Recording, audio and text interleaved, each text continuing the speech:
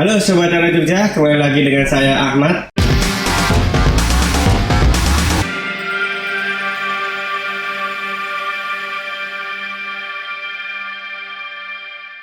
Nah ini tidak hanya tim saja yang berganti pemain, tapi host pemain bola podcast ini juga berganti pemain.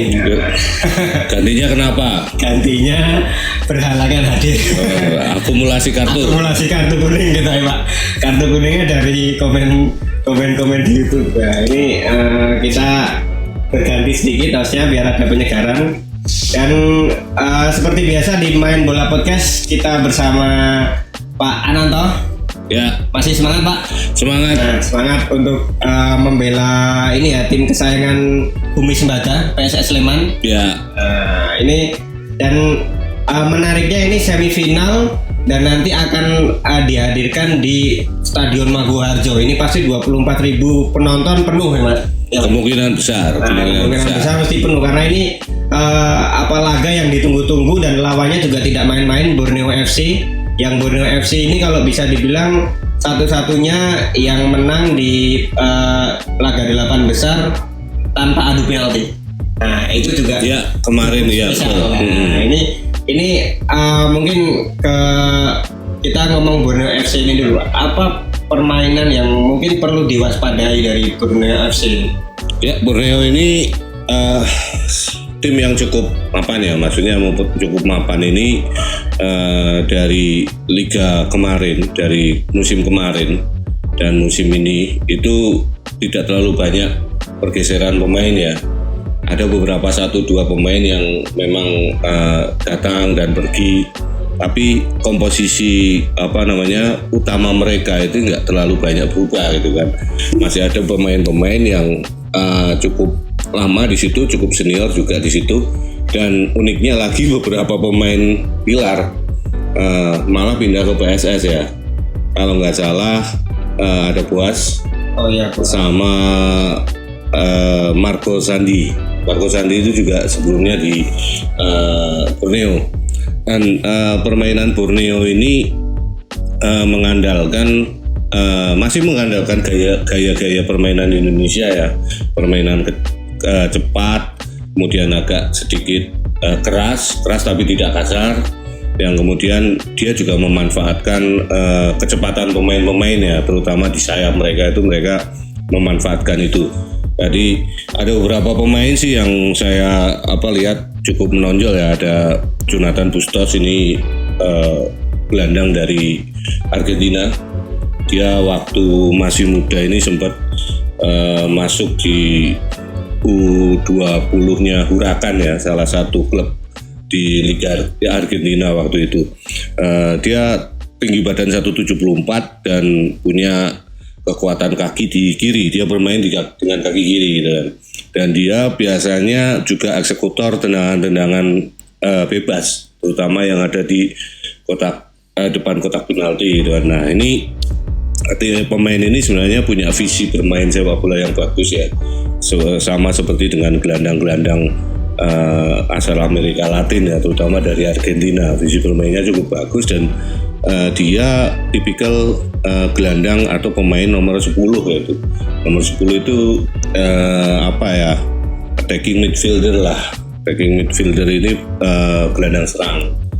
Dia fungsinya membantu serangan itu kan. Nah, dia cukup lama di Indonesia. Mungkin ini udah 2 musim keduanya ya di sini ya. Dia dikontrak sampai tahun 2023 kalau nggak salah. Jadi agak cukup punya pengalaman juga dengan Liga Indonesia ini ya. Dan yang kedua ini masuk lagi dari Bali United, Stefano Lillipali ya. Stefano ini duetnya Boas waktu di timnas gitu kan. Timnas di Piala AFF tahun 2014 itu apa gitu. Ini duetnya Boas di depan, dan sekarang Boas masuk di PSS, sementara Lillipali ini masuk Borneo. Dia pindah dari Bali United. Usianya nggak muda, Lillipali mungkin 30-an ke atas lah. Cuma karakter Lillipali ini pemain yang cerdik gitu kan, cerdik memanfaatkan peluang. Dia di depan ada tandemnya. Ini pemain baru, namanya Matheus Pato ya. Matheus Pato ini striker. Dia berasal Brazil. Umurnya 27 tahun, tinggi badannya cukup tinggi 185 dan posturnya juga cukup ideal. Dia tinggi tapi badannya itu tidak gempal gitu kan. Tapi atletis dan dia bola-bola tinggi juga bagus, kontrol bola bagus, dia punya kecepatan juga. Dia kemarin bermain 4 pertandingan dan dua gol yang dia cetakkan di penyisian kemarin. Nah, ini bukan striker yang main-main gitu kan. Dia bermain di klub pertamanya itu di Brasil. Dia masuk under 20-nya Fluminense ya. Fluminense ini klub besar juga di Brasil ya dia. Dan sebelum masuk ke Borneo dia sempat tanpa klub gitu kan. Tapi meskipun begitu kan kelihatan kemarin di babak penyisian dan perempat final itu kemarin juga si Pato ini bisa bisa bermain cukup bagus ya. Dia bisa beradaptasi dengan permainan yang dikembangkan oleh Borneo ya. Apalagi dia disupport penuh oleh si Bustos ini. Dan berikutnya juga masih ada Teren Puhiri, kemudian ada pemain Jepang yang namanya Kei Hiroshi itu kan. Nah ini 2 pemain ini juga cukup sentral ya. Terence ini pemainnya sangat cepat. Dia juga masuk timnas Piala Asia kemarin. Dia juga bagus dalam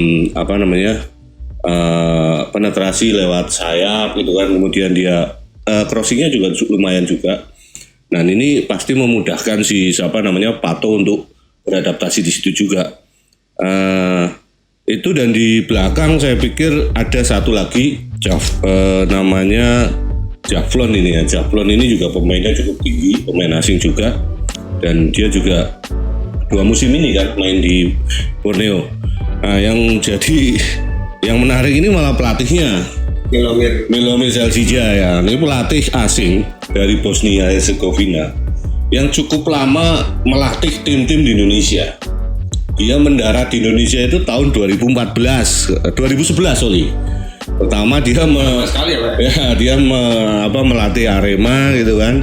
Dia bolak-balik dari Arema dia ke Persiba, dari Persiba dia pernah Madura United juga, kemudian balik lagi ke Arema, pernah di PSM Makassar dan sekarang di Borneo gitu. Nah, karakter pelatih ini juga dengan jam terbang yang cukup lama di Indonesia, cukup tinggi di jam terbangnya ini, saya pikir juga saya sangat mengenal karakter pemain-pemain Indonesia ya, juga mengenal karakter permainan dari tim-tim yang ada di Liga Indonesia.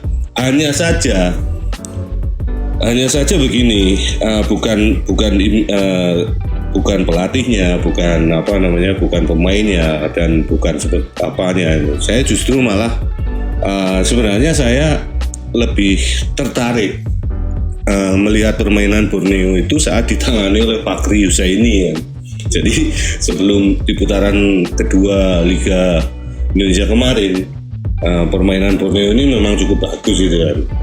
Dan beberapa kali dia Fakri ini bisa menerapkan permainan yang pendek, merapat gitu kan, dan dia mampu bermain berbeda dengan klub-klub Indonesia yang mayoritas kemarin bertampil di Liga Indonesia ya.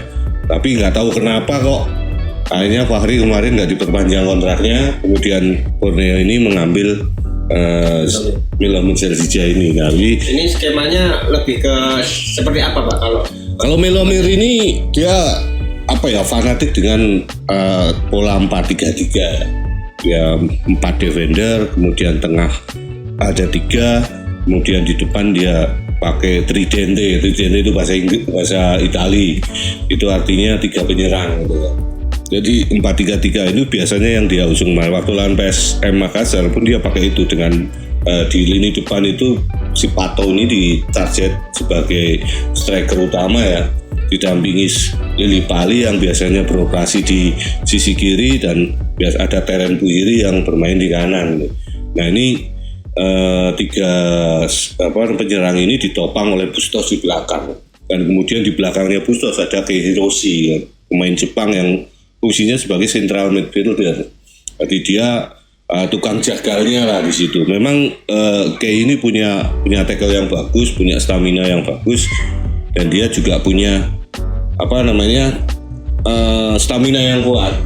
Hanya saja cara bermainnya Borneo ini masih Indonesia sekali itu, masih Indonesia banget. Dalam arti apa itu? Indonesia sekali itu Ya masih bermain dengan cara-cara yang dilakukan oleh klub-klub Indonesia yang lain mayoritas itu kan. Cara-caranya ya mereka lebih banyak bermain dengan tempo cepat. Kemudian mereka juga sering melakukan long ball langsung dari daerah pertahanan langsung ke depan gitu kan. Mereka jarang melakukan build up serangan dari lini belakang. Nah ini jadi menarik karena PSS Sleman dari awal liga sampai sekarang selalu konsisten dengan build up pelan-pelan ke bawah. Nah ini itu gimana nanti Pak? Ya, apakah selalu efisien? Jadi mungkin gambaran nanti irama pertandingan ini akan sama dengan saat PSS Sleman menghadapi Persib Bandung gitu. Mungkin gambarannya akan sama seperti itu. Karena gaya bermainnya Persib Bandung ini juga nggak berbeda dengan Borneo. Lain halnya waktu mungkin kalau misal saat Borneo dilatih oleh Fakri musim lalu gitu kan. Ini gayanya hampir sama dengan PSS Sleman yang sekarang ditangani Seto gitu. Makanya kemungkinan besar ya pasti mereka juga akan bermain seperti biasa, memanfaatkan kecepatan, mengeksplorasi penetrasi langsung ke kotak penalti gitu kan, banyak direct pass dari belakang langsung ke depan dan mengandalkan power juga, saya pikir juga seperti itu. Tapi apakah pertanyaannya apakah selalu efisien gitu untuk menekan lawan? Justru malah nggak efisien dengan gaya seperti itu kan. Lihat saja Persib Bandung kan. Persib Bandung dengan memakai gaya seperti itu pun juga anehnya mentah kan. Ya karena gini loh, kadang pemain sepak bola itu lupa ya, maksudnya cara bermain dengan simpel. Ini PSS ini kan cara bermain dengan simpel gitu. Bermain dengan simpel itu artinya sih apa? Artinya begini, simpel kita nggak usah mempersulit diri kita sendiri, ya kan? Tidak mempersulit kawan, ya kan? Dan tidak mempersulit tim secara keseluruhan. Intinya bermain simpel kan seperti itu. Artinya apa? Begini, contoh Mat, kalau misalnya sekarang pemain ya biasanya pemain Indonesia itu masih sering, ini saya nggak menyebut 1-2 pemain. Secara umum. Bukan secara umum, ada beberapa lah. Masih sering itu dia itu kalau pegang bola pengennya itu melewati lawan, 1-2 lawan dilewati. Kalau nanti dalam posisi terjepit baru dia umpan bola ke rekannya gitu. Sebenarnya itu nggak perlu gitu loh. Sini nggak perlu karena ini kembali ke konsep sepak bola ya. Waktu itu diusung oleh saat saya nggak ingat siapa pelatih Eropa yang pernah ngomong. Jadi ada satu orang pemain gitu, dia nekat, pemain baru dari Uruguay tidak masuk ke klub itu. Dia nekat melakukan soloran terus itu kan. Akhirnya sama pelatihnya dimarahi gitu. Aja simpel sekarang bahwa si pelatih ini pegang bola, pemainnya suruh lari, bola ditendang sama pelatihnya. Kecepatan bola dengan lari pemain ini jauh lebih cepat sampai bolanya. Jadi passing, intinya passing gitu aja, jangan dribbling, ya kan? Jadi beberapa pemain ini masih mengandalkan dribbling untuk membongkar pertahanan lawan. Passing aja gitu kan. Kalau dribbling ya sekarang mungkin pemain kayak Messi, Ronaldo mungkin 1 di antara 1000 ya yang bisa melewati 3 atau 2 pemain gitu kan, atau 5 pemain sekaligus dalam suatu pertandingan gitu. Sekarang kan jarang yang punya kemampuan itu kan. Kalau kita nggak punya kemampuan itu ya kita bermain simpel aja. Yang terpenting begini, pemain-pemain PSS itu nggak usah bermain terburu-buru, gerusa-gerusu, main sabar aja. Tetap dengan skema yang dengan skema dan karakter permainan sebelumnya gitu kan. Jadi nggak usah terlalu pengen cepet-cepet mencetak gol gitu kan. Biasanya kalau kreditnya banyak, dukungannya supporter banyak ini kan unsur tergesa-gesanya, terburu-burunya ini kan muncul. Ini diredam dulu aja, main enak aja lah, enak. Meminimalkan blunder ya Pak ya. Ya itu pasti ya, itu pasti. Jadi begini loh, sebenarnya dengan bermain tenang, bermain santai dan bermain tidak gerusa-gerusu itu sebenarnya meminimalkan blunder. Karena apa? Kita nggak tergesa-gesa melepas umpan. ya kan, kita nggak tergesa-gesa untuk dribbling gitu kan. Jadi pemain sekarang itu memang dituntut untuk berpikir.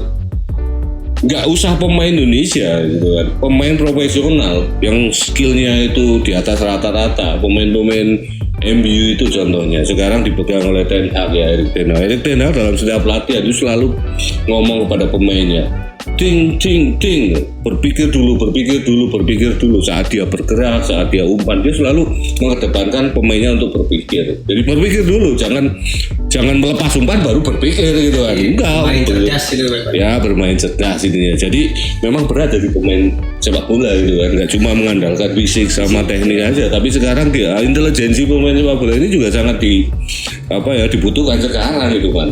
Jadi itu aja. Kalau rumusnya kan main santai tenang gitu aja. Tapi kalau melihat Piala Presiden ini gimana Pak? Begitu banyak yang cedera, begitu banyak pelanggaran, padahal ini masih pramusim dan kok masih bisa dibilang memakan banyak ya, karena cedera itu. Yang pertama kemungkinan besar karena semua tim ini ya, mayoritas tim ini kan masuk dalam fase persiapan tim ya.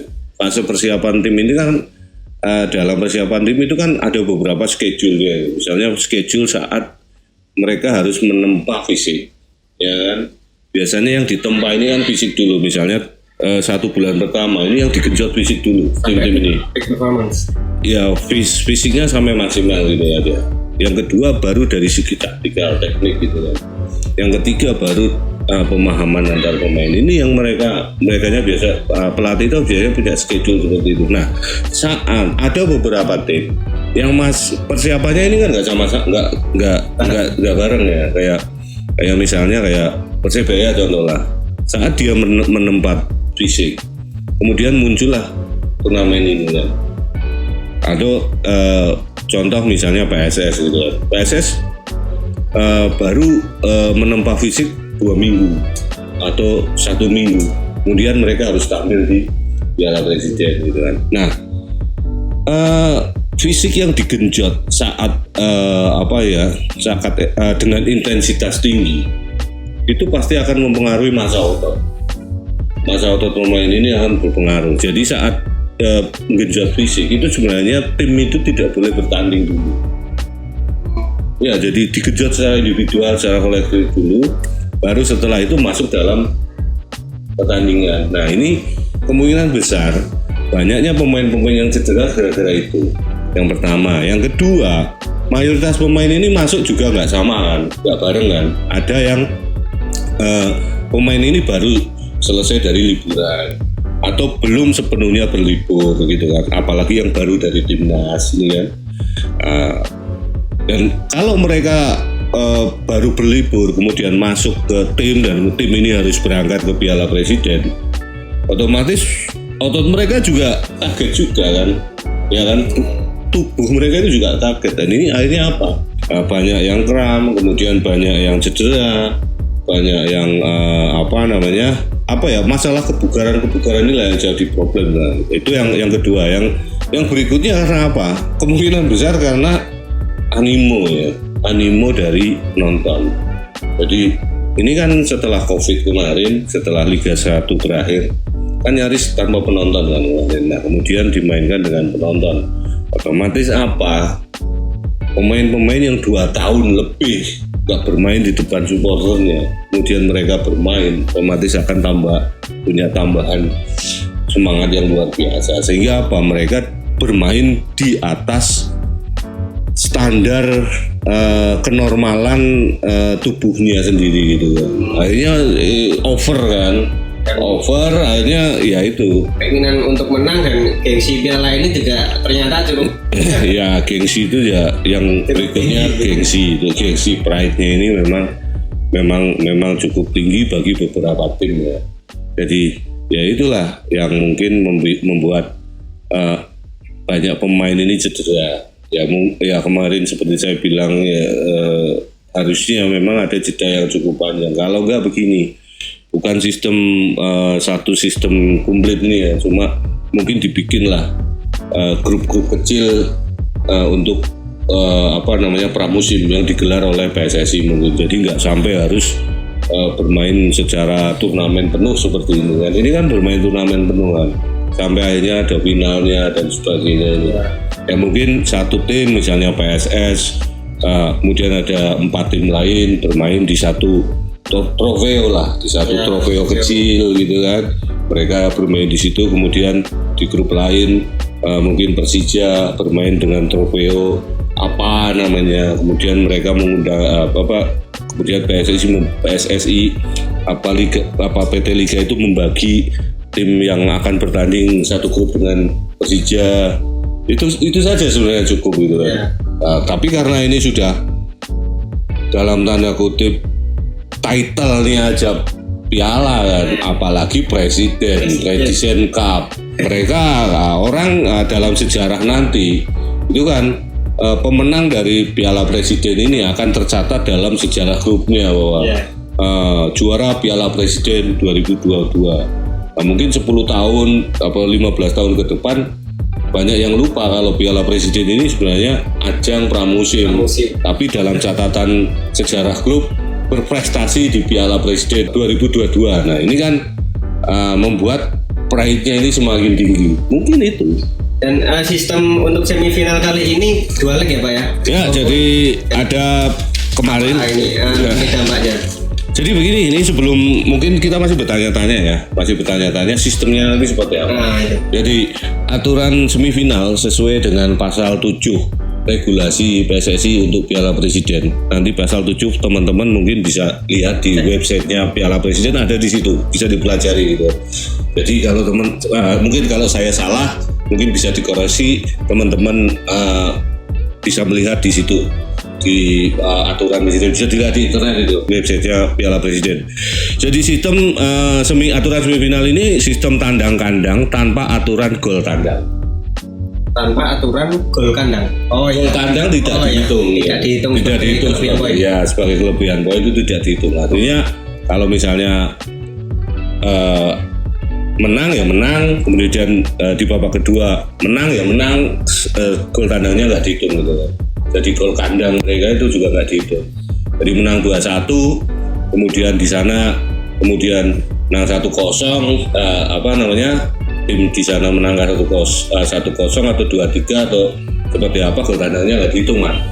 Nah nanti setelah 2 kali pertandingan ya, ini home and away ya, tandang dan kandang ini home and away. Setelah home and away, ternyata di leg pertama ini bermain imbang, leg kedua bermain imbang gitu kan, 1-1, kemudian leg kedua 2-2. Ini kan sama kan, skornya sama, imbang semua, seri semua. Nah ini akan dilanjutkan dengan extra time. Extra time 2 kali 15 menit. Kemudian kalau masih kedudukannya sama, adu penalti. Jadi ini kan PSS ini kan punya keunggulan home duluan, ya harus dimanfaatkan itu. Manfaatkan, paling nggak menang dulu lah, ya kan. Keuntungan dan kelemahan dari sistem yang seperti ini apa Pak? Dibandingkan dengan yang sebelumnya?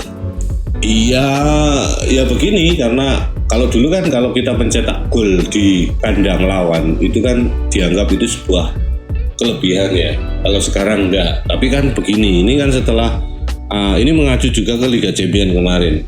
Jadi kalau setelah aturan ada COVID itu kan segala sesuatunya bisa berubah.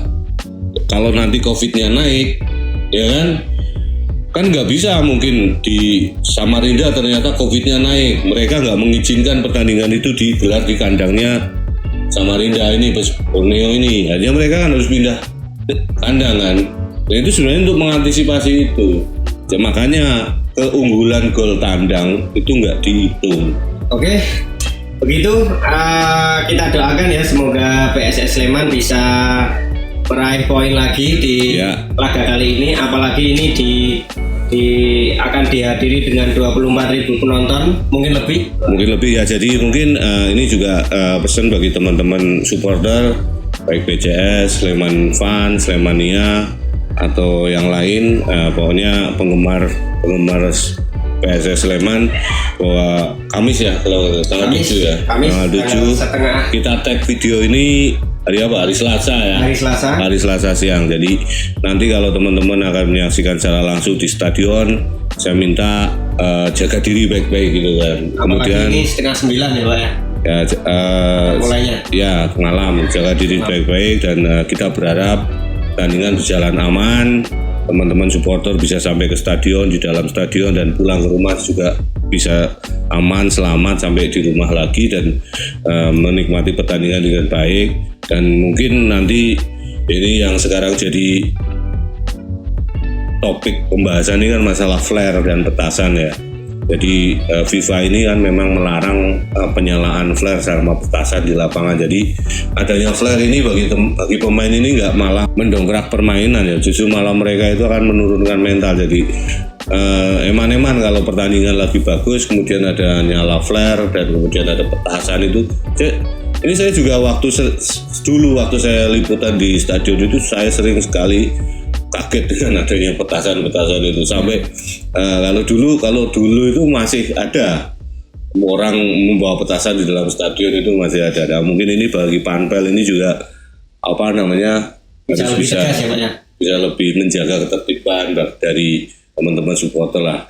Mungkin itu saja, tetap semangat. Kita doakan bersama agar PSS meraih hasil maksimal dan apapun hasilnya nanti itu akan bisa menjadi pembelajaran yang berharga untuk berhadapan dengan liga nanti. Ya pasti. Oke. Nah itu saja podcast Main Bola kali ini. Saksikan terus podcast Main Bola Radar Jogja dan video-video lain. Tetap komen dan subscribe Radar Jogja Channel. Ketemu lagi di video selanjutnya. Salam olahraga. Ale.